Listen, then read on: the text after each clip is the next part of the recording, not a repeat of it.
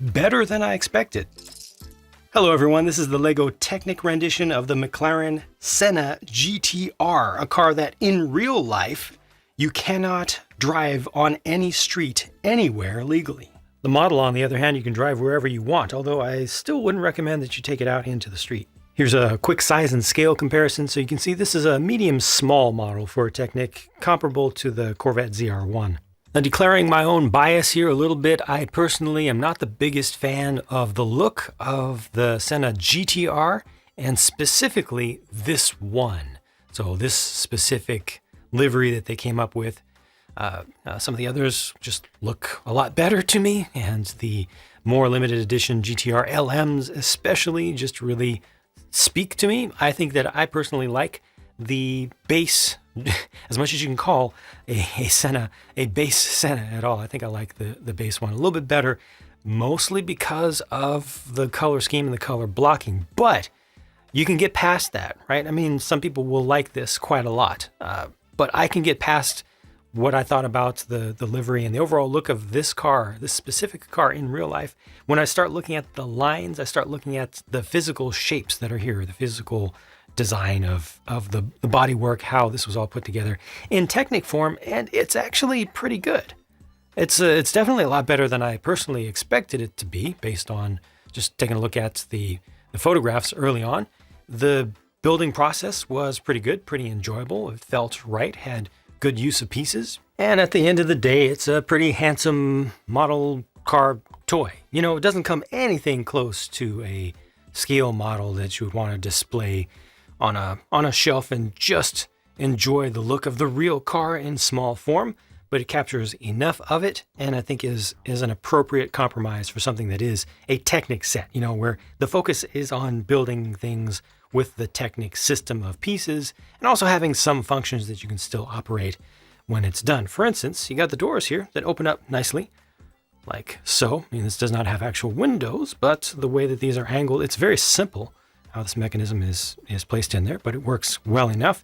Got your two seats and a steering wheel. The steering wheel is not connected to the tires, unfortunately. You have Hand of God steering up on top, which is fun enough to use as you drive it around. You know, it's easy to just drive the entire car from here, and you don't see that too much, although the brown does stick out a little bit. But more importantly, it has the engine back there, the V8, and you can see the little pistons. They did this the same as they did for the ZR1. I believe it was the first one that used this system, and it's hooked up to just one of the tires, not the other. So you have kind of a pseudo bit of diff action there, where you can steer this thing. It's not too bad, but you're only getting actual power to the drivetrain over here. And I like it much better. I like that setup much better here than I did with the ZR1, because with the ZR1, the pistons were sticking out just from the side of the hood. Here you can see it, but you know, you can see the engine, but it is buried down in there. It's in the appropriate place, of course, but maybe some gray colored pieces to represent the pistons would look a little bit better, but I feel like it's satisfactory the way that this is done, and that's just using a basic set of cams on the underside. It's just knocking some pieces up in the air, and that's it.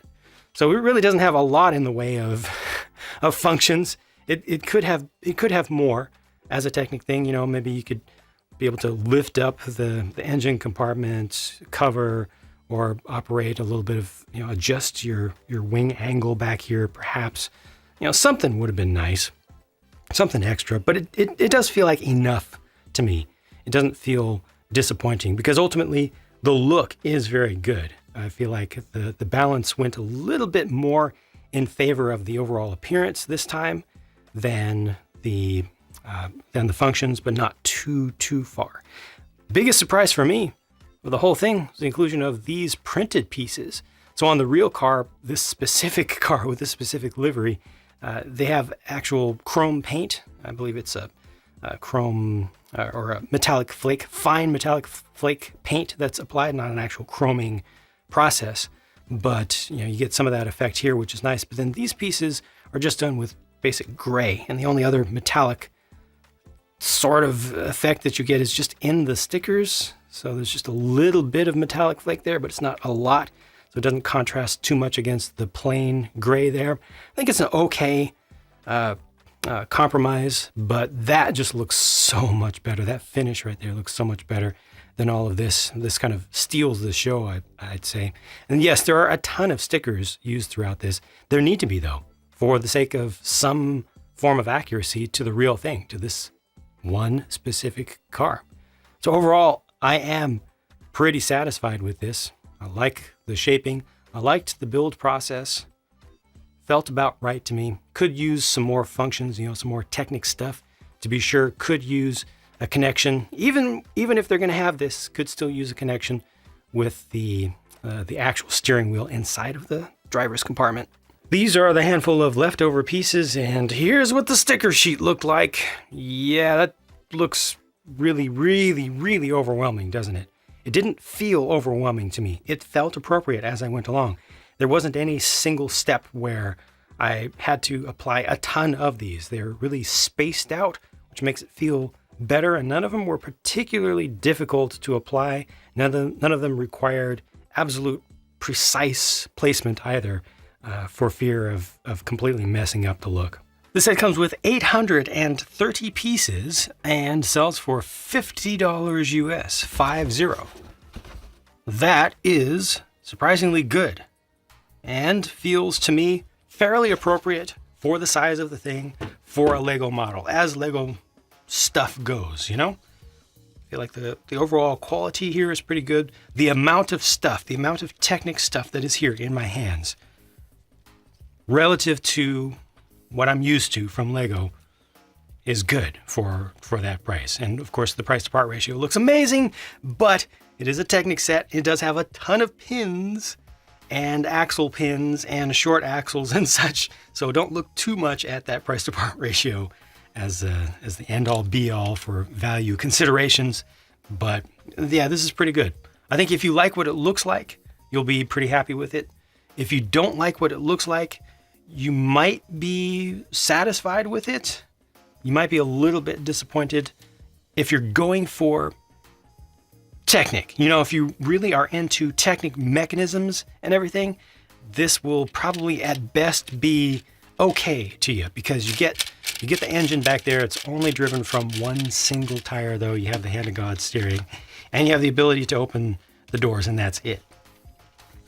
The process of putting it together was pretty cool. I neglected to mention the fact that this has a very interesting angle on the underside that's unusual to get the forward rake to it, and that's really, really heavily built into the core of the lower, the chassis, the frame, the foundation of the Technic build here. The skeleton of it just has just a little bit of bend at a very, very slight angle. Feels awkward when you put it all together. When you first notice it, that it's not flat. It feels like it should be flat. It feels like it's going to be flat, but then you look at it and it's like, oh, wait, what? But it works. Overall, though, I'm happy with it. I just wish they had done a different color scheme. I think it would have been so much better if they went with a different color scheme, if they chose one of the GTR LM special edition models with a much more iconic retro-inspired livery that's based on the original F1 GTR cars that ran at Le Mans. Yeah, I think it would have been better. I think that was the worst single decision with this, was choosing this particular car with this particular color scheme. I'm beating a dead horse, though. Thank you for watching. Hope that you enjoyed this. I did the build for this as a live build, so I don't have the pure build and speed build this time around, but I will continue to do pure builds and speed builds for most of the sets that I review on this channel. So check those out if you'd like to on their respective channels that are linked in the video description, and also on my main channel page, as well as the end screen coming up right now. Thanks for watching. I'll talk to you again soon.